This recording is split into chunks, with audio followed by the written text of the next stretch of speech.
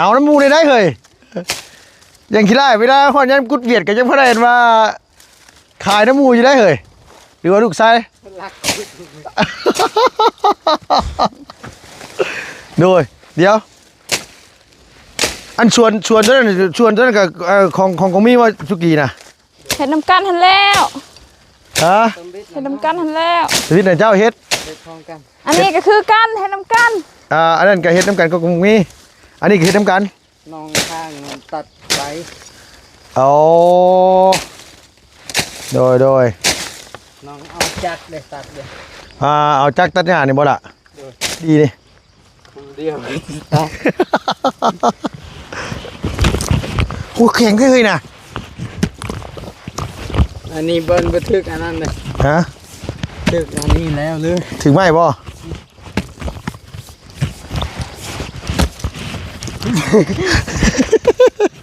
คืออยู่กี่คือบ่บ่คือบ่คือ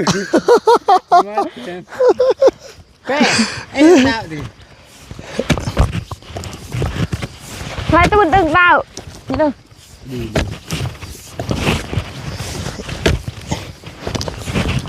ได้เว้ยนั่น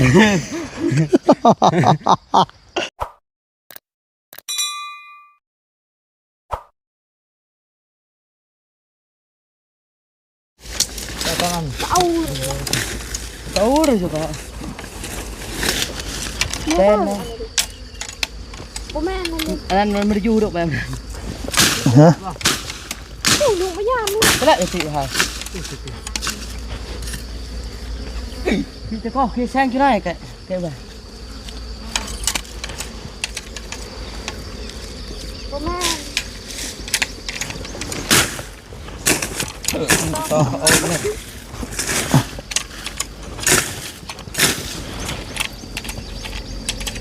ใช่จุกี้คือว่ามันบินออกมาจากนี่เนาะเฮ้ยเนาะ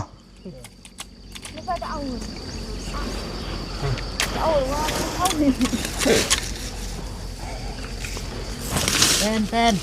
ฮะเพิ่งแค่นั้นแต่ว่าเขาบอกว่ามันอยู่ตรงไหนหูมันน่ะ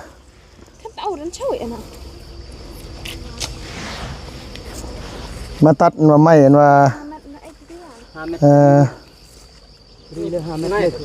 มาเอาขึ้นเถอะขึ้นมาเป็นกระเริ่มเบิ่มกี่ตังค์อ๋อเพิ่งโคเพิ่งหยังเพิ่นเอิ้นเพิ่งโกนบ่เพิ่งเฮ็ดเป็นว่าเฮ็ดห้างเฮ็ดใต้ดินได้ดีตะกันตะอูรจ้ะตะอูรกูเจ้ากรอดพูดกรอดอันน่ะตะอูรเหรอตะอูรฮะแต่รุ่นใหญ่นี่โอ้เจ็บเลยมันเป็นตะกันนักเตะอ๋อเห็นในหูมันเข้าไปหั่นน่ะกินข้าวมาข้าวกรอบมันบินมาแล้วเฮ้ยไปได้บ่ได้แล้วบ่าย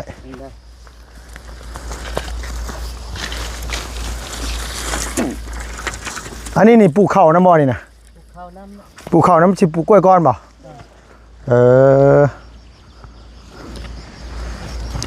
ปลูกกล้วยก้อนแล้วจะนำเข้าตามรางปลูกข้าวเดือนได้ดีบ่เดือน6บ่เอาพี่น้องเนาะกราบสบายดีเด้อกราบทักทายสบายดีพ่อแม่พี่น้องฮะแม่นบ่อันนี้ไหนแล้วคือปล่อยปะให้มันให้เนี่ยมันขึ้นได้บ่ปะแล้วมันบ่งามกล้วยมันบ่งามบ่ตายก่อนโดยหาพี่น้องน้องมาต่อกันชวนมันเลยมากัน4คนมีไอดีแล้วก็สุกี้แล้วก็ของมีแล้วก็ลุงมากัน4คนเนาะพี่เนาะมานั่งมาเอากล้องมาพี่แต่เทิงคุณลุมในที่พูดอะไรโดยรีบไม่ให้นี่มื้อนี้บ่ได้ใส่กุ๊บใส่หมวกเลยมื้อนี้ของมีเสื้อผ้าลูกฮะเสื้อผ้าอันนี้ผ้าน่ะผ้าอยู่น้ำพอเลี้ยง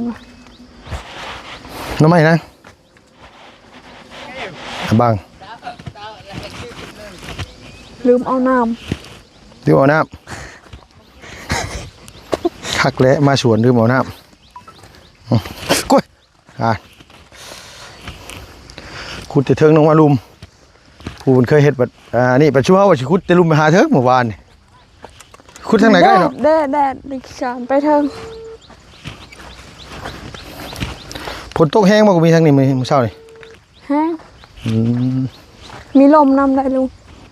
ลมแห้งพร้อมในมื้อเช้านี่เนาะแห้งลม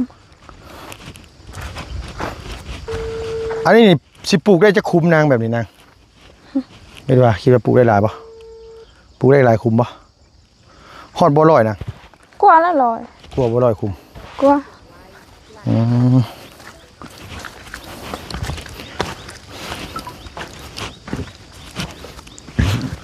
ตัวนั้นสวนกล้วยพอเลี้ยงกับสวนกล้วยสลาบ่นะใช่ตัวนั้นนะเทิงนะตัวนี้บ่โดยแม่แต่พอเลี้ยงให้พอไก่รักษาพอเลี้ยงเนี่ยเราบ่ได้รักษาเลยเราให้พอไก่รักษาต่อให้พอไก่ดูแลต่อ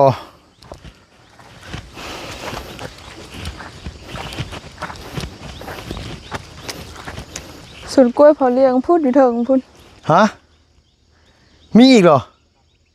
สวนกล้วยพอเลี้ยงนะอันตัวเทิงสูงๆพวกแม่ก็ของพงเลี้ย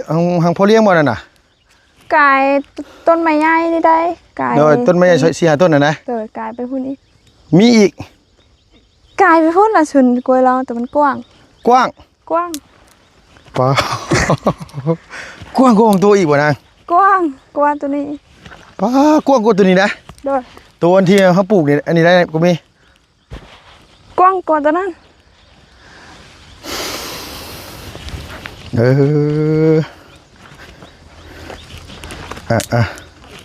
แต่ว่ามันงามขึ้นกันอยู่ป่ะนะ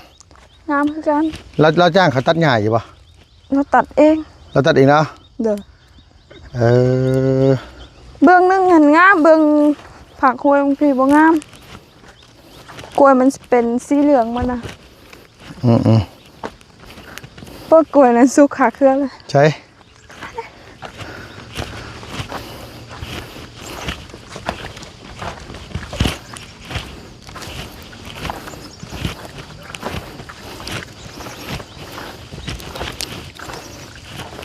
บุอึดแต่กล้วยบุอึดแต่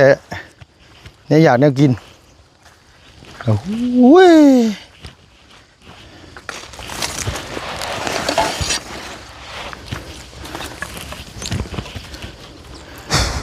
ยังพอเรียกเราถอดเกือบใช่ไหมบ่นะเราถอดเกือบ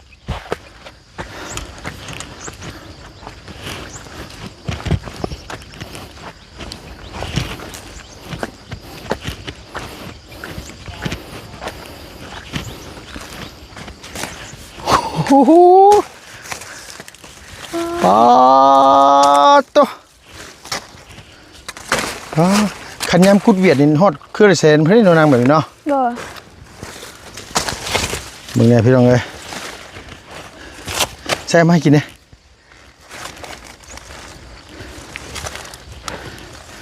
โอ้โหพี่น้องเลยเหลืองเป็นสีทองเลยกล้วยชุกคาเครือเลยไอ้กับน้องพันลุยเลยตับเลยแขนไม่นี่แหละเวลาอยากจะมากินโดย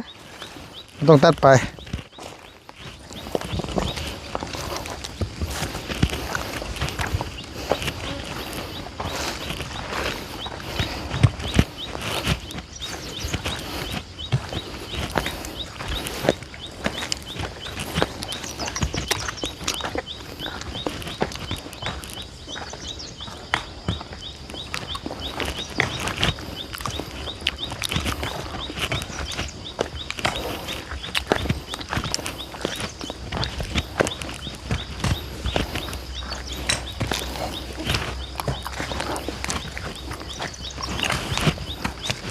หวานแล้วเลย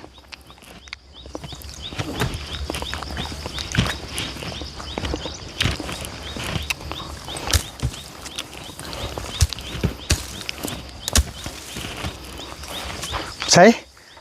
2 บาทแล้วเลยไอ้เจ้าน่ะ2 บาทแล้วเลยลุมนึงนะหมายความว่าชุกี้ไม่เคยเฮ็ดนะแต่เมื่อวานนี่นะเดี๋ยวมันขุมนึงนั่นเป็น10 นาทีต่ำอยู่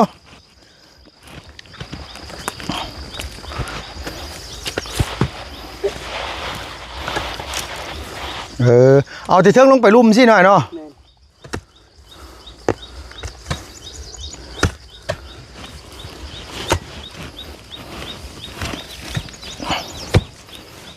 โอ้ยยังดีเท่ายับออกมาก่อน มันบ่มีตะปูตอกใส่ บอลละคือว่าตะปูตอกใส่ไอ้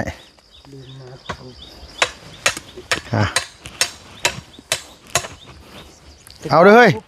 แข่งกันเด้อแข่งกันเด้อ เช้าจงเที่ยงรับลอยคุ้มคุณตะกี้ เจ้านะ มันนั่นโกะดีเลย อ๋อ ลอยคุ้มที่ ฮอดร้อยพุ่นน่ะไอ้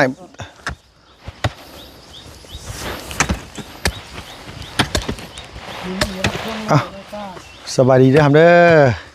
สบายดีโดยสบายดีเด้อดีเด้อโดยมาพ่อกันอยู่สวนกล้วยบ้านนี่พี่น้องเอ้ยโอ้ยเนี่ยเราขุดบ่ได้ใหญ่คือเฮาขุดเมื่อวานนี่ก็มีเอ้ย เนาะมีแต่ชิโตแหละพาเฮ็ดเมื่อวานนี่นั่น หม้อเขาจะได้แข็งเขาปะนั่นปะมาสุดท้ายปะเขาจะอันนั้นเขาปลูกกล้วยเขาไปซ้ำคืน แปลงขึ้นหน่อยเนาะนี่ดิผู้บ่าวเฮ็ดโอ้เลิกอยู่ได้เฮ้ยเป็นตาเป็นเคยชินูได้อยู่ได้นี่นะ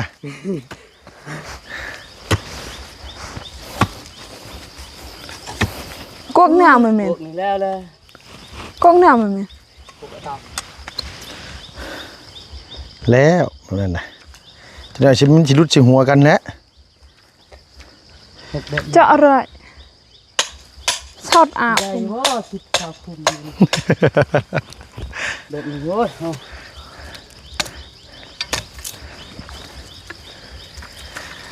อันนี้นี่ของพ่อใกล้หรือของไอ้ดีนี่นะตัวเนี้ย ของเฮาตะกี้เฮาให้มันบ่มี อ๋อบอกง่ายตะกี้เนี่ยของอ้าย แม่น ของอ้ายเนี่ยอ้ายเห็นว่าเห็นว่าพ่อใกล้แล้วบ่มีสวนกล้วยก็เลยปะให้พ่อใกล้ บ่มีปะให้เรา พ่อใกล้เป็นหยังแล้ว พุ่นน่ะอยู่ชวนเฮา พ่อใกล้แล้วเป็นหยังคือบ่มีเราบ่เฮ็ดบ่ดีกว่านี่ได เฮ็ดแต่เป็นบ่าว เออ ที่เฮาอ้ายนี่เฮ็ดแต่เก่า ๆ วันนี้เราได้ครอบครัวแล้วเราบ่มีเราให้เรา ฮะ เราเฮ็ดคือกันเฮ็ดแต่เป็นบ่าวเราก็เฮ็ดเราบ่เฮ็ดนั่นแหละเฮ็ดตอนเราเอาเมียนี่เหยียดเสาตัวนี้ โดยเบียดเศร้าชั่วโมงนี่นะ30 ล้าน เบียดให้30 ล้าน ก็เลยไปเรียนว่าแต่งเมไกลมาอยู่น้ แม่น30 ล้านกันติดมัน ำอันนั้นเขาเศร้าว่า แม่น เขาบ่ได้ซื้อแล้วว่าเศร้า ก็เศร้าเอาเวทกำหนดแล้วก็ส่งคืนให้เขา จักปีเขาเศร้า ประมาณ 6-7 ปีอยู่ เขาเป้าเศร้าปลูกกล้วยเฮือนบ่ แม่นเศร้าแต่ บ่เขาปลูกแล้วก็ โอ้โดยคือว่าง่ายว่าเขาปลูกกล้วยเรียบร้อยเลยเขามาซื้อต้นกล้วยเฮาว่าง่ายซะ แม่นวิทย์กำหนดแล้วเขาส่งคืนให้เขา โดยสมมุติว่าเซ็นสัญญากันไว้ว่า7 ปี 8 ปีฮอด8 ปีแล้วเขาส่งเฮา ส่งเขา ก ล้าจะนั่นเขาอยากได้คืนเห็นงามแล้วเขาเศร้าต่ออีก ว่าง่ายเขารู้แลดีเลยเขามันงามต่อเลยเขาเศร้าต่ออีกเนาะ แม่น หาง่ายเนี่ยบ่ได้ให้เขาเศร้า เขาเศร้าแล้ว หาง่ายกับเขาเศร้าเลย แม่น 30 ล้านคือกันตอนนั้นได้ไปเฮ็ดหยัง หมดซื้อรถ ซื้อรถ แม่น ซื้อรถขี่ ซื้อรถหาไอ้ครับยาน คันนั้นเท่าไหร่นะคันนั้นน่ะ 20 ล้าน 20 ล้าน แม่น ว่าง่ายว่ามันอยู่ที่คนดุได้เนาะลุง ที่เก้าเฮ็ดตลอดดูเดียวนี่ โดยน้องฮู้อยู่ว่าเบิดเทือนนี่มีสงสัยมีแต่เจ้ากับอันว่าบ่มีแหละก่อนกลัวหมู่แน่นะแม่ตะกี้นี่คือสิบ่มีสวนน้ำหมู่เนาะแม่ตะกี้เนาะ มีแล้ว ว่าง่ายว่าได้ผัวมากับผัวหา มีแต่หาพัวแล้วหา ค่าไก่ค่ากาอันนี้เนาะ แม่น สุกี้มีจักสวนหำตัวน่ะฮะบุมีละพาวเฮ็ดเอาได้เฮ้ย จะได้เอามาเมียบ่มีบนอยู่บนเฮ็ดเด้อ เอาแล้วขมังเลยเฮ้ยพาวเฮ็ดเอาได้หำตอนยังหนุ่มยังน้อยสินะบ่ได้ยินว่าตู้พอแล้วเฒ่าย่างบ่ได้แต่ใจยังกลัว ส่วนเฮาอยู่ภาคนั้นส่วนหนึงข้ามกองมีนี่ไปเฮ็ดซอย เออ เศร้าคือกัน20 ล้านนั่นกองมีเนาะเศร้าคือกัน อยู่พุ่นเวียดกับเช้าอยู่พี่เวียดกับเช้าหมายความว่าไอ้ดีได้หลายกว่าหมู่นะเดี๋ยวนี้นะ เฮาเฮ็ดหายกว่าเขา แล้วเฮาปัจจุบันนี่กองมีอีกแทนเฮาหลายมีแต่เฮาชอบคนนี่เฮ็ด หมายความว่าตอนนี้นี่คืออันว่า แต่สุกี้ตอนนั้นยังน้อยเด้ โดย มันยังน้อยยังไม่ได้ มีเข้าเฮือนมัน เผาเฮือน แม่รู้จักกี้เผาเฮือนมาหามบ่ เฮือนนิดหน่อยนี่ จักว่าเอาผู้สาวนักเรียนมาเฮือนเลยจักบ่ก็เลยอยากเผาแต่เฮือน มันต้องเอามันห่างกับกกนั่นพร้อมเด้ออันนั้นน่ะ แม่น เบ้ออกล่ะผู้ตู้แม่นำมายังนำเข้าบ่น่ะ บ่ โอ้ยอยากกลัวมันเมื่อจะนอนเมื่อคืน โดย แต่เก้าแข้ง เนาะ คนเขาจะได้ส่วนเด้อพูดก็เวียดเศร้าอยู่นี่ก็เวียดเศร้าต้องไปเท่าน้ำพ่อแม่อีก หางอ้ายนะ โอ้ยเขาล่าได้ส่วนเขาเด้อ อ่า ผู้เทิงนี่ก็ส่วนเวียดเศร้าหมดอาเฮ็ดตะกี้ ชั่วโมงเวียดเศร้า บดนี่เวียดหมดกำหนดเลยเวียดตรงกับเขาผูกมัน ตะกี้เนี่ยมันเศร้าซื้อกล้วยนี่บ่อ้าย แม่นลายได้ส่วนน้องอันจะหมดน้ำเอาลูกเอาเมีย เออหมายความว่าไผดุแต่ไผได้หน่อยดีเนาะ แม่นแต่เฮาบ่เอาเงินก็ให้แบบจงนำกันอยู่ในเรือนนี่แหละ อ่า เวลาเป็นสายไฟเงินเงินตนั้นแหละ โดย ขุดผู้เดียวเฮาก็ขุดตะกี้ โดยต้องอาศัยความดุมันบ่อ้าย แม่นโอ้ทีนี้เฮาว่าคิดทานนี่มันตะกี้โอ้เฮ็ดตลอด ขี้คาดหน่อยหนึง เฮ็ดตลอด โดย จะทางต้องมีนี่เฮ็ด โดย ทางนับทาง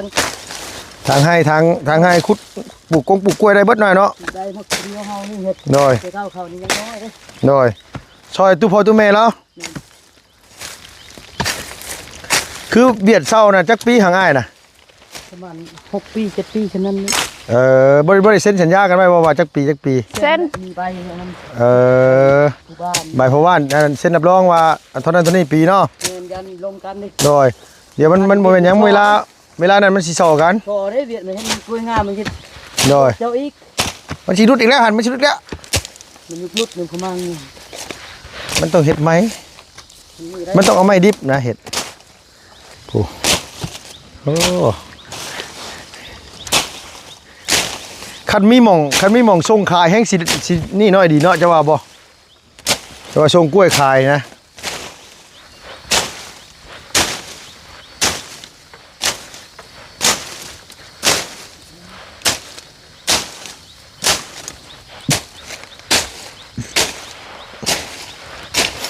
สู้เมื่อว่าบ่เคยเฮ็ดได้พี่น้องเอ้ยได้เฮ็ดมาตลอดได้แต่ว่าทำท่าคือตอนไปเผางานนี่ได้เพิ่นอยากเป็นคนนั้นว่าอันนั้นแน่ตะกี้ก็เฮ็ดแบบนี้แหละ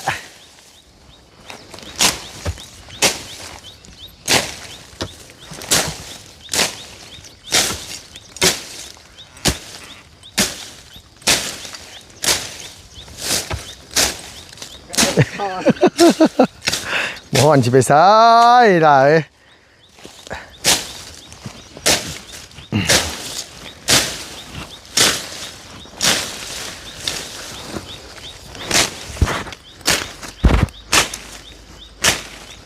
มือหนึงคิดว่าคุดได้จะคุมหำโต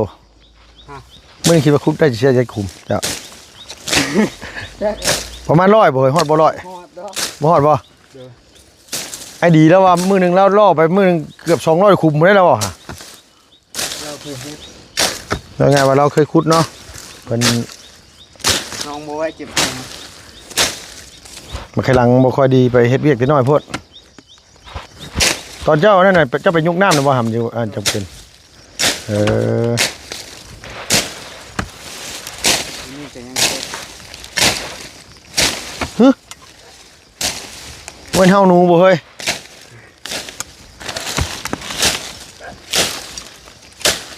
มานบ่กูมีมากูมี มาน มานบ่ โดย โพนนี่เขาเจ้าก็บ่เอาออกให้เนาะโพนก็โอ้รถนี่นะคิดได้ดอกฮะแต่เก่าโพนแบบนี้เขาเจ้าก็ต้องเอาให้ออกให้แล้วแต่เก่าอันนี้คือเจ้าเป็นคนเฮ็ดเจ้าเป็นคนได้บ่นางนี่นะบ่ตัวได้เฮ็ดไม่ห้ำตัวละล่ะเอาน้ำมูได้เฮ้ยยังคิดได้เวลาฮอดยามกุดเวียดก็ยังพอได้เห็นว่าขายน้ำมูอยู่ได้เฮ้ย หรือว่าลูกชาย รัก โดยเดี๋ยวอันชวนตัวนั้นกับของมีว่าสุกี้นะ เฮ็ดน้ำกันหันแล้ว ฮะ เฮ็ดน้ำกันหันแล้ว ชีวิตไหนเจ้าเฮ็ด เป็นพร้อมกัน อันนี้ก็คือกันเฮ็ดน้ำกัน อันนั้นก็เฮ็ดน้ำกันก็คงมีอันนี้ก็เฮ็ดน้ำกัน น้องข้างมันตัดไป เอาโดย น้องเอาจักรเลยตัดเลย เอาจักรตัดหญ้านี่บ่ล่ะหมายความว่าน้ำกัน โดย ออกตัวยันน้องน้อยใจให้ได้ไงเดยเห็นด้วยนะบ่เบ่งก็ได้เจ้าบัดฮักน้องเจ้าบัดนี่เอา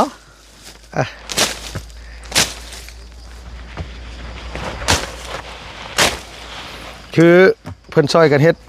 ตอนยังกระทางน้ำกันที่นาง ทางน้ำกัน ก็สุกี้นะ โดย พ พอเลี้ยงก็คือกัน แต่พอเลี้ยงเราสิดุกับหมู่อยู่เนาะเนาะ โดยทางให้นี่ก็ทางน้ำกันแต่บัดเสียหญ้าเขาบ่ได้เสียน้ำ เสียหญ้านี่คือเป็นงานแม่ยิง โดย ฮอนยามเสียหญ้าให้ก็ฝนตกก็เสียบ่นาง เสีย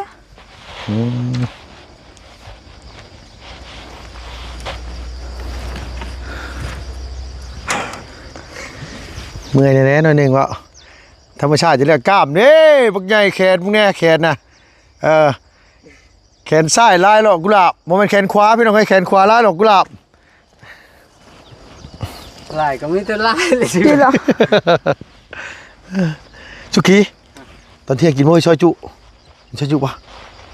กินป่ะเนาะซื้อมากินอยู่พี่ได้ กินอยู่พี่ บ่แม่นตอนเที่ยงกับตอนบ่ายๆเนาะกินซอยจุอยากป่ะสิรู้ไปซื้อบ้านดงแน่ไปซื้อบ้านดงเดี๋ยวมันก็ยุบหรอกเชื่อดินะเห็นเรียกเมื่อยยังไงกินยังกระแซบได้ขนาดใช่กูมีจับดูกูไหมจับดูตัวคิดว่าเขาเห็นผมเป็นบ่มีนะโอ้ใช่สุกี้เช็ดแข่งก็ดีนี่ เดียว โอ้แข่งได้เลยนะ อันนี้เบิ้ลบันทึกอันนั้นเลย ฮะ ทึกอันนี้แล้วเลย ถึงไหมบ่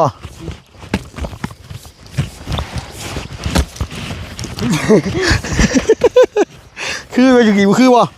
บ่คือบ่ คือแป้ไอ้ดาวดิ ไล่ตัวตึงดาวดึง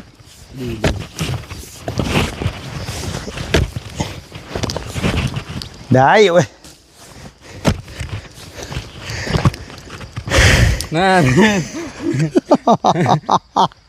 ผูกไอ้ดีได้ชีหาคุมเลย คุมน้อยมันเถิด ฮะซ้ำนี่นะเนาะ บ่มัน เด็กคนนี้ คุดเฉาะมันเป็นสี่เหลี่ยมแล้วก็ปะเลยมัน บ่เราเคยเห็นแล้วเราเคยปลูกเนาะว่าเราขุดชำนั้นเราก็ปลูกได้เลยเด้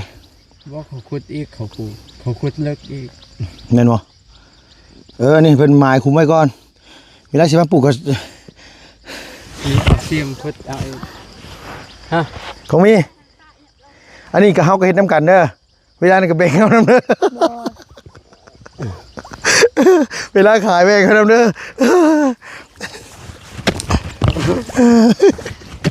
ใช่จุกี้นะโอ้ยเรียกไผเรียกมันดีเด้อพี่น้องเอ้ยนี่นะเนาะแม่เนาะเรียกไผเรียกมันดีเด้นี่นะซ้ำนี้ไล่ได้บ่ตุ้แม่ไล่ว่าซ้ำนี้คุมซ้ำนี้ได้ยังนี่ ยังให้มันเลิก ให้มันเลิกกว่านี้อีก ดีพี่มันเลิกตัวดีพี่เด้อเอาสุดแล้วนี่มาห่อเถอะพี่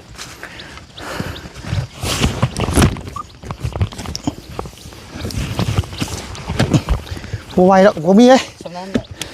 เลี้ยงหมูพุ่นห้างไว้แบบนี้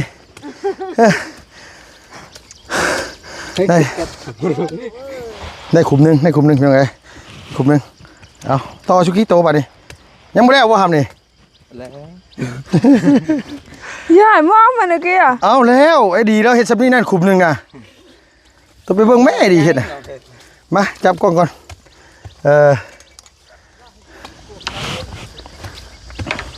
ชลานักกลัวเต็มท่า เป็นนายฟิกเหรอ พุ่นแล้วต้องเอาขึ้นพุ่นนั้นลงมาแล้วต้องเอาพุ่นลงมา ลองเสียวขึ้นไปดู เออ มันไอ้กันได้ มองงั้นเนี่ยปลูกไปมองกี่มองมาเนี่ยนี่บ่ ลักเองเลยร้อยตาม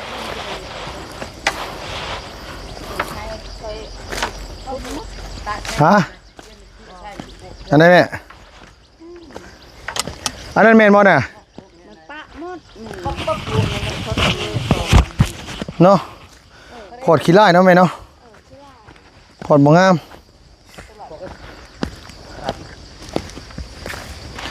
ปีกะเนี่ยบนบันออมเพิ่มไปจ่ายก็เพิ่มมาดู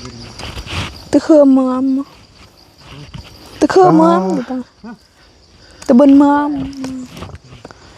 ที่จะทำนาคือ เนี่ยก็เรียกแบบนี้ อันชวนต้นของไผ่ใส่ดีชวนน้ำหลังเจ้าน่ะของไผ่ใส่ตัวน่ะ คนบ้านสมุน ปลาสมุน เพิ่นแบ่งเขตแบบได้อ้ายนี่เพิ่นแบ่งแบบเอากุ๊กไม้เป็นเขตเอาบ่ แม่แบบว่าเขาดินเขาเด้ คนอยู่บ้านขายให้เขา อ๋อเหนียวบ่เฮ้ย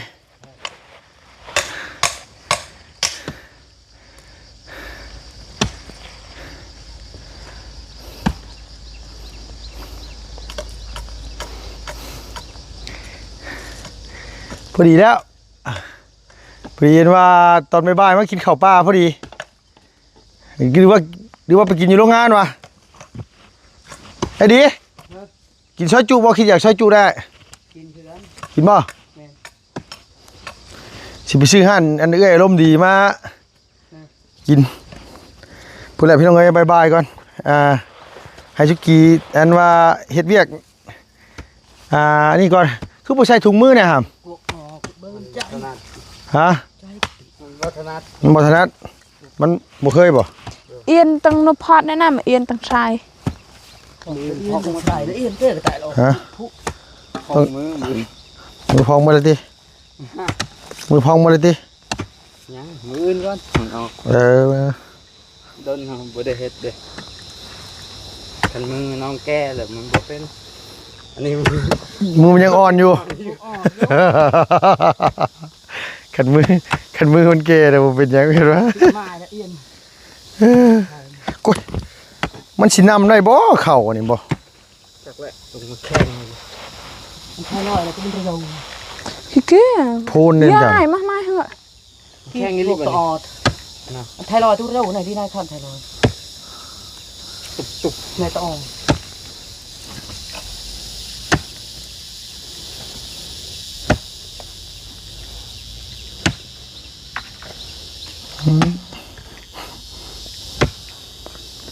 เป็ดเจี๊ยต่อ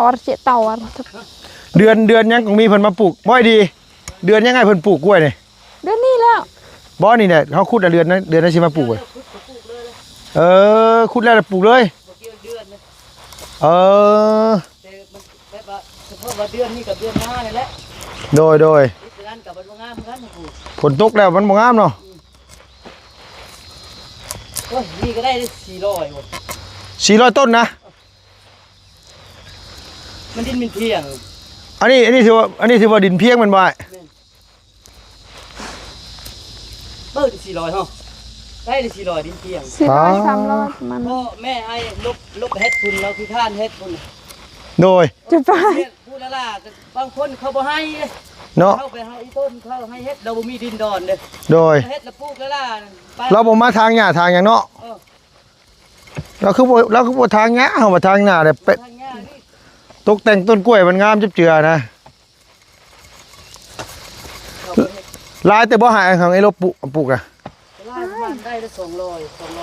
300 ผู้โอ้ เตื้อ300เบิ้ล200 ได้กันที 105นะพี่ โหคันว่าเฮาเฮ็ดจับเจือมันก็ได้เนาะสู่นังเสือดำนี่บ่ได้ดอก โอ้ยสกีผู้เดียวเฮานี่ขุดผู้เดียวรับเป็นทิศแทนนึงครับขุดผู้เดียวเฮา มื้อหนึงได้เลยจักร้อยอะดีเจ้าขุดตะกี้น่ะ โอ้ยไป เข้านี่ยังตั้มก็7-80แล้วต้นแรงมานี่ ตอนแรกประมาณ150 ร้อยปลายมือหนึงน่ะโอ้ ชีวิตเฮาพุดนี่เพิ่นได้อยู่ลอยวันนี้ ให้มันห่างกับต้นนั้น โดนไปโดนมามันมันเมื่อย เป๊ะ มันต้องเวงมาพี่นะครับเวงมาพี่ เขา ฮะชวนเขาบ่น่ะ ยามันบ่งามเลยกล้วยตัวนั้น ตัวฮู้ได้เนี่ยมันงาม บ่งาม มันอันนั้นเด้มันตายเลย เออ แต่ที่เขาคงมีแต่ก็เอานอเขาเฮาขุดบ่ได้ เอาน้องเอาล้านบ่ บ่แม่น กล้วยนี่ เอานอ ขุดนอกล้วย ขุดหน่อกล้วยมาปลูก อันตัวเทิงโพนนี่ของไผใส่ดีตัวนี้นะ เจ้าเดียวแล้วนี่ เออก็เจ้ารอขึ้นภูพูดเนาะอันที่เพิ่นมาสิมาออกไปตะดินเมื่อนั้นฮอดพี่บ่อยดีเพิ่นมาสิมาออกไปตะดินมื้อมาเฮือนมื้อนั้นมาฮอดพี่บ่ดิน ส่วนมันสลาเด้ ฮะ ตกไม้น่ะไปคุณเด้อเอาทางนี้ไป ส่วนมันสลาเฮ็ดนั่นเด้ ฮอดสุดมันฉลาดพี่ ไม่ได้ก็เฮาสิเมื่อทางนี้ก็ในสวนมันอย่างนี้ได้ เออมาฮอดพี่พี่นะป้าตัวหมายความว่าเขาเจ้าเอาลายลิใช่เนาะ เดี๋ยวเว้ย 4 เฮกตาร์5 เฮกตาร์ มื้อแรกบ่เฮ็ดไม้คน จกบ่ดีมันก็เฮ็ดบ่ได้แล้ว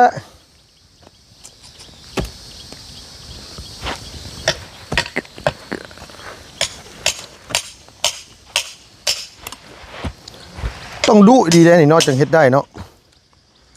ต้องมันนี่ลิจังเฮ็ดได้วะเคยไปรับจ้างกันขุดคุมให้เพิ่นอยู่บ่ไอ้ดีเจ้ากะเคยไปรับจ้างขุดคุมกล้วยให้เพิ่นอยู่บ่ เคยอยู่ที่ เขาจ้างคุมเท่าไหร่ กล้วยเขานี่เฮานี่ขุด เออคุมเท่าไหร่เพิ่นจ้างตะกี้นี่ คุมหนึง 3,000 คุมไป3,000เออ เงินตะกี้เด้ ชั่วโมงนี้หัว7-8,000ไปเนาะ 5,000แล้ว เออ อย่างต่ำก็4,000โอ้ยขุด ก็มี 5,000เขาก็เฮ็ดแล้ว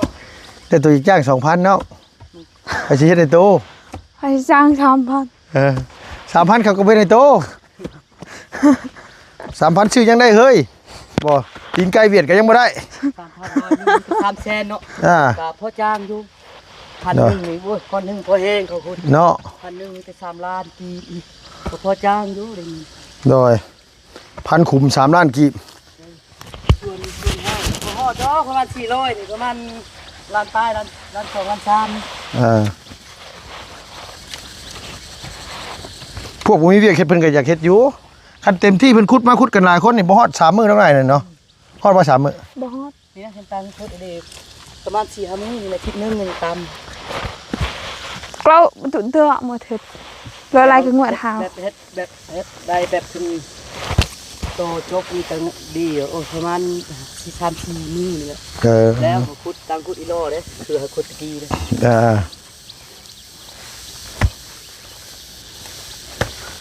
อันนี้ยังไข่เลยฝนตกห้ำอยู่ผู้ตู้แม่แล้วมาแปลงอันหญ้า ทีนี้ก็ออกเงินเฮ็ดอยู่ โอ้ยบ่ไหวได้ดีเอ้ยแบบนี้มันรุดตลอดแบบนี้นะเมื่อแปลงไม้รอดเฮาอ่ะเมื่อเอาตะปูตอกใส่ได้ มึงละเอียด แต่เรือ เด้อ ไม่ยัง จะตัดเสือตัดน่ะโลเด้อโล โล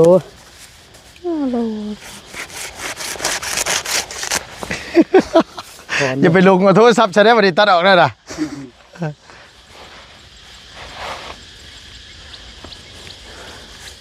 หมายความว่าขนาดว่าอันว่าดุปานนี้ชวนกล้วยนี่เลี้ยงลูกเลี้ยงเมียก็อันนั้นอยู่ปานนั้นเขาก็ยังบ่อยู่น้ำน้อยดีเนาะอยู่ผู้เดียวนี่ดีหาเงินมาได้ก็ใช้ผู้เดียว เงินคำก็เห็นมีเงินคำบ่ดอกลูกมือ ฮะ ผู้ชาวว่าทางใดสิมาขุดน้ำคุ้ง จุกี้ว่าไผสิว่าถูกนำแบบนี้ไปจังได๋จุกี้ว่า ซาชิโนจะอยู่ว่าแบบนี้ โอ้ซาชิโนก็เขาก็อยู่คือกันเขาก็เฮ็ดคือกันอยู่บ้านเขาก็ดุได้เลยแต่อยู่บ้านน่ะมันเขาบ่ได้เฮ็ดสวนกล้วยเขาเฮ็ดแต่นาเขานาเขา เคยเฮ็ดหน้านี่บ่เป็นจะเกิดได้ บ่เคยเฮ็ดนา เห็นหน้าก็บ่ยากได้เห็นหน้าก็ได้มันก็บ่ยากดอกเห็นหน้าก็ได้ ว่าเป็นจกนี่อยู่เลือกอยู่ จกเล็กมายืนจกเก่านะมีจก ไปซื้อเอาแล้วนะผมมีตัวคือไปซื้อเอานะซื้อมาให้อ้ายเนาะคือไปซื้อจกไหม ซื้อก็ให้เขาไปเลือกเองเขาเลือกบ่เป็น ซื้อมาอันหนึงก็ใช้ได้เป็น10 ปี โอ้ยหลัก10 ปีคุณ น้อยเนาะ คนอายุคนเฮาไว้ดีเดี๋ยว โดย นี่มันมีแต่แบบว่าเวลาสิปลูกกล้วยนี่มีแต่เอาเสียมสับคืน เสียมซื้อเนาะ นี่ เสียมมันเชาะขึ้น ไม้ไฮสกีไปพุ่นเฮ็ดไม้มันบ่ฮู้เด้มันบ่ เอ เฮ็ด อ เฮาสิไม้นี่มันสิเอาตามตามคุมคอยลงไปพุ่น คือเพิ่นบ่เคยเฮ็ดนะคือนั่นบ่เคยเฮ็ดแล้วก็บ่ฮู้จักแล้วก็ตามคุมของอ้ายเราลงไปพุ่นโอ้ยอันผู้เฒ่าๆในการใช้แม่นดุเนาะ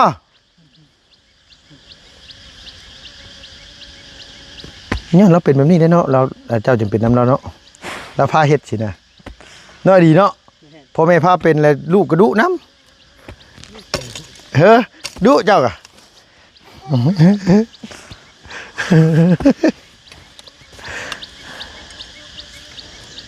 ว่าสิไปสร้างอันปูนกับเบิดพี่น้องไงว่าสิมาสร้างปูนมาเฮ็ดอันว่าคอกหมู ให้ดาวที่กองมีเด้อเนี่ยฟ้า ก็แค่เอามายืนนี่ซื่อกะ เฮ็ดกล้วยได้ทุกกลัวเมื่อยกลัวมันทุกดิน นะ เมื่อยแต่เก้านี่ตะกี้นี่พุ่นบ่มีรถอ้องเอาขึ้นภูพุ่น ห้องกล้วยนาย พุ่นฮอดกกมะม่วงพุ่นกกมะม่วงเลย ผู้ อ้องใส่กระเป๋าบ่มีรถเด้ตะกี้เลยเฮาบ่มีบ่คายชวนนั้นเฮาซื้อรถเลยรถกัน แปลว่าอองขึ้นไปเทื่อจักน้อย ประมาณว่านอน้อยได้อยู่3-7-8หน่อเป็นนอใหญ่3-4หน่อ 3-4โนเนาะ เมื่อยเฮ็ดนี่โอ้ยที่เฮ็ดนี่เขาเมื่อยแล้วป่า โดยอันที่ป้าไผ่นั่นก็แม่นบ่อ้ายน่ะ แม่น ป้าไผ่นั่นนะโหอยู่พุ่นก็มันเป็นเฮกตาร์พุ่นจังหวะเนาะ โอ้ยพอเฮ็ดตะกี้รักเฮ็ดตาปลาจุหมดเท่านั้นมีแต่แผ่นเดียวเลยเหรอเฮ็ดดาวคุณฮอดคุณ เฮ็ด ดูตะกี้พอเขาดูโอ้ยกลัวไปจ้างมาก่อนดิ ว่าง่ายแต่พอเราขยัน 5 โมง 6 โมงดีๆเราสู้เฮ็ดบ่ได้ โหเราเฒ่าเลย นี่เจมเหลือไอ้เขาเลี้ยงคุมเฮานี่แต่เฮานี่เฮ็ดต่อยลูก พี่หวยเอาตัวนึง ปึ๊บเอาเมียก็บ่ได้เจริญโอ้ยแล้ว เมียก็บ่ได้เจริญ เอาเมียก็ได้คือเก่ายาย เลยอยู่กับแม่เลี้ยงจักปีดี 2 ปี นี่ครับเมียคนแรกเนาะแม่เลี้ยงนี่เนาะ อ๋อฟรีจนเฮาบ่ได้ปะลูกบ่ได้หาคน อัฟดา โดยว่าง่ายว่าอันนั้นน่ะคนเวียดแท้ๆเลยเราเทิงเวียดมาดีๆเนาะจะเป็นแบบอีเลี้ยงเนี่ยเรายังก็เป็นหมดภาษาอังกฤษก็เป็น แม่นบ่มันเรียนจบภาษาเวียดเก่งเลยอีนั่นน่ะเมียเขาจะนะ บ่ เลี้ยงนั่นแหละเฮ็ดคือนั่น โดย คืออีเลี้ยงนี่แหละ บ่ ใหญ่เลยอีเลี้ยงนี่แหละ แต่ว่าแม่ลูกสาวกับแม่มันหน้าตาคือกันมันบ่ได้อยู่กันเนาะ มันบ่ไปทางเฮาไปทางแหน่ ดุดอยู่เลยแต่ปูมันจำหมอก็ได้แล้วมีแต่ว่ามือแปลงไหมมันแปลงไหมผุดเรียกว่าลิ้นหอยนะทั้ง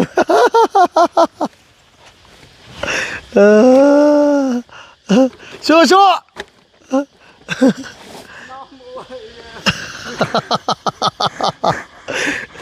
เราก็ไวแล้วนะมาไวก็ต้องไวเลย เพิ่นบ่เคยเฮ็ดเดี๋ยวเขาแห้งเลยเดี๋ยวนี้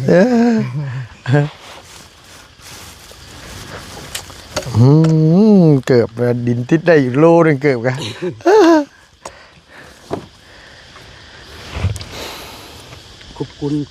คุมนี่แหละเมื่อยหมดสุดยอด เลยแต่ว่าตะกี้น่ะที่อ้ายนั่นน่ะแบกขึ้นไปที่อ้าย แม่น ขุดน้ำปลูกน้ำมันบ่ แม่น เพื่อสิได้เห็นว่ากล้วยสวนหนึ่งที่ดี โอ้ยบ่แห้ง ได้เขาวเศร้าได้จักปีได้ดีนะ ประมาณนั้น โดย ช่วงที่เราเรียกเช้าเลย เออ แต่ มันเบิดสัญญาเลยมันเช่าต่อ แม่นแบบว่าอันนั้น15 ล้านแล้ววันนี้เขาจะได้รถมันให้ซื้อให้รถคันหนึงมันซื้อเงินอีก8-9 ล้าน เออ ชื่อมันชื่อให้เลยรถมีแต่เขาขี่ซื้อ โดย วันนี้เขาบ่มีจักรตัดหญ้าแล้วมันเอาจักรตัดหญ้าแล้วมันบวกใส่เงินต่อเฮานั้น อืม แต่แล้วนั้นมันหมดกำหนดแล้วมันนี่มันหมดแล้วป่วยตายเขาก็ทางไม้ปลูกไม้อีก แล้วเวียดผู้ไม้อีกเสาเดินี่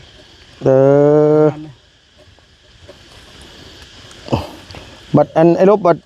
ทำไมถ้าพอได้ปลูกแค่บัดบ่มาทางน่ะเนาะ แม่น เป็นทางมันก็สิงามอยู่แล้วคำว่ากล้วยปลูกไม้ทางมันงามอยู่แล้วดีเนาะ เพิ่นเฮาทางมันงามอยู่แล้วกล้วยแต่ดินนี่งามเพิ่นลบทางนี่งามนี่กล้วยมันนี่เบิ่ง เนาะ ขนาดมันบ่ทาง แม่น ถือว่าเราบ่ทางกันแล้วนี่ มันบอกให้เฮาทางเฮาว่าตัวทางเอ้ยเฮานี่แม่นบ่อยากคือว่าบ้านเมืองว่าชื่อเฮาเอา ทางเองเขาให้เขาว่า โดย วันนี้เขาทางเอาโตทางจะน้อยเขาว่าได้ให้เราจะเอาคืนจะได้กล้วยเราบ่ยากเขาว่าแต่เขาทางขนาดยานนี่ซ้ำ200นะครับแต่เก่าเป็นพันกล้วยเขายังให้ทาง จะน้อยว่าแม่นอยู่คันว่าเฮาทางได้หมดหมู่กับหมู่อยากได้กลับคืนได้ซะเนาะ แม่นครับบ่ยาก ว่าโอ้ยมาไปปลูกอยู่ดินหมู่เอาคืนแหละเพราะว่า อยากแบบนั้นที่มันทางมันก็ได้ค่ายนะมันทางค่ายอยู่นะได้ขึ้นอยู่ได้เข่าทำนึงหน่อย ทาง มานั่งพักก่อนก็ได้ยาเด้อ ดินหน่อยอะไรพี่น้องเอ้ย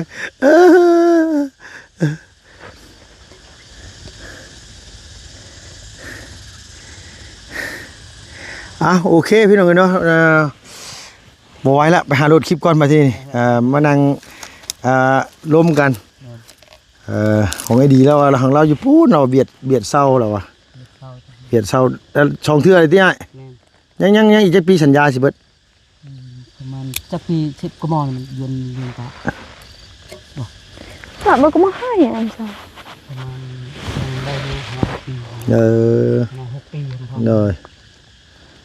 กับเขา คือเขาในเวลาบริวัติในเขาอนุมัยให้เขาว่าอันนี้บริวัติ เยอะนะ แมน มันอนุมัยนี่แบบกล้วยมันแบบมันหมดกำหนดกล้วยมันค่ะมันส่งคืนให้เขา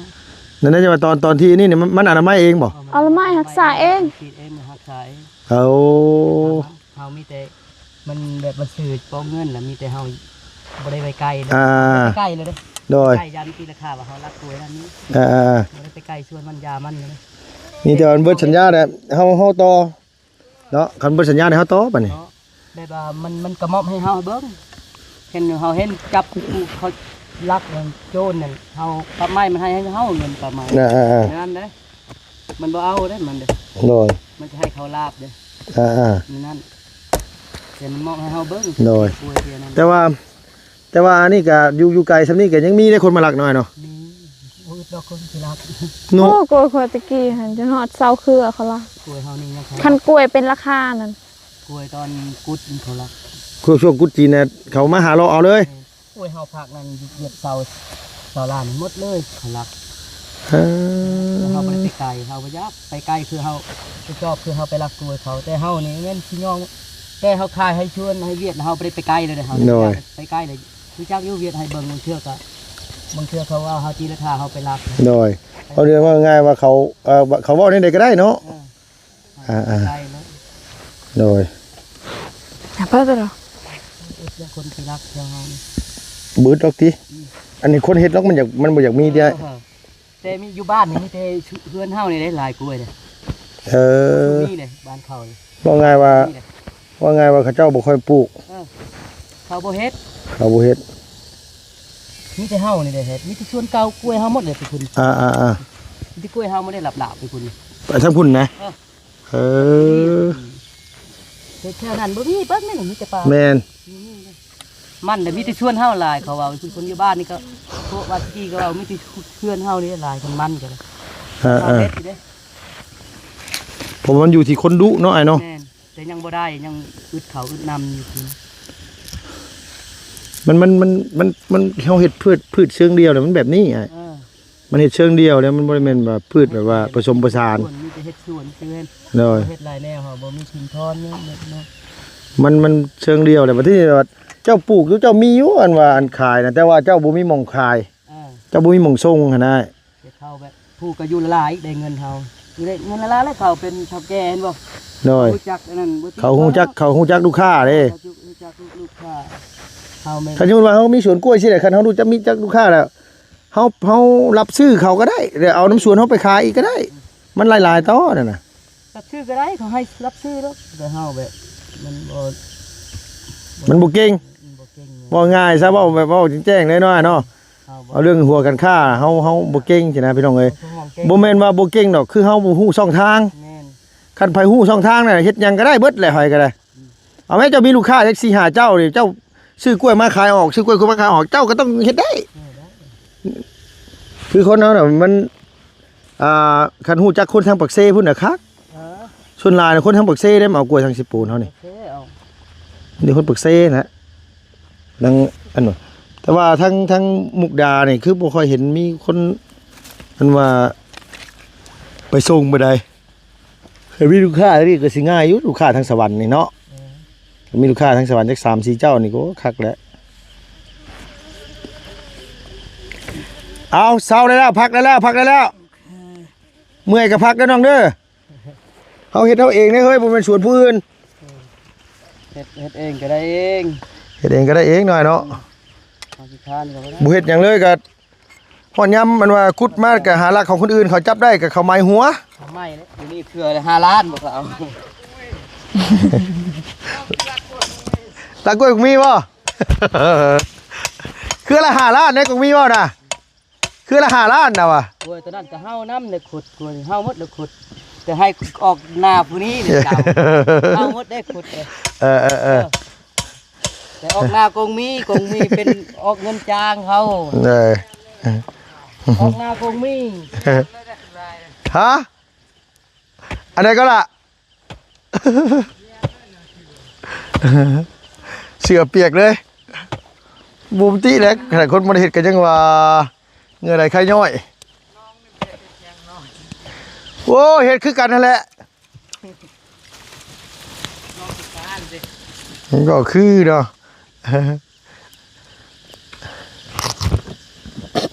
ไปสบายดีป้าลุงเด้อนังเด้อพี่น้องเอ้ยมาสวนกล้วยพากันมานี่มีแต่ว่าสิไปบ้านดงก่อนไปโดดคลิปแล้วก็สิพากันซื้อซอยจุมาให้สุกี้กินก่อนคิดอยากเลยบ่ได้กินแต่เฮิงเนี่ยเป็นเดือนแล้วไปจักกินบ่นางซอยจุตัวกินเป็นบ่ บ่เคยกิน บ่เคยกินก็ลองเบิ่งเนาะสิอยากจังน้อยดีเนาะฮะโอเคเด้อจ้าเด้อพี่น้องเอ้ยเนาะสำหรับคลิปนี้ก็มาพากันมาอันว่าขุดขุมกล้วยเป็นมื้อที่2เมื่อวานนี่ก็มาแล้วแต่เมื่อวานนี่โหดเกินเมื่อวานนี่แดดโพดไปเลยล่ะเด้อเจ้าสิถ่ายอยู่นี่บ่โดยขุดขุมถ่ายอยู่นี่เดี๋ยวสิไปหาซื้อมาสู่กินดอก แปะไปเลยเตะ กับเบอร์สั้นก็มีแต่ว่าเมื่อกินอยู่เฮือนเนาะเมื่อเฮือนโดยเอาพี่น้องสำหรับคลิปนี้ลุงก็ต้องขออนุญาตจบคลิปก่อนเด้อพี่น้องขอบคุณหลายๆพี่น้องอยู่ดีมีแห้งอย่าเจ็บอย่าจน จูบ ลำรวยสุขภาพพนามัยแข็งแรงเด้อเพิ่นเด้อเพิ่นมากัน5คนเพียงเนาะมีตุ้แม่แล้วก็ไอ้ดีแล้วก็ลุงสุกี้ของมีเนาะไปแล้วพี่น้องบ๊ายบายสบายดีเด้อ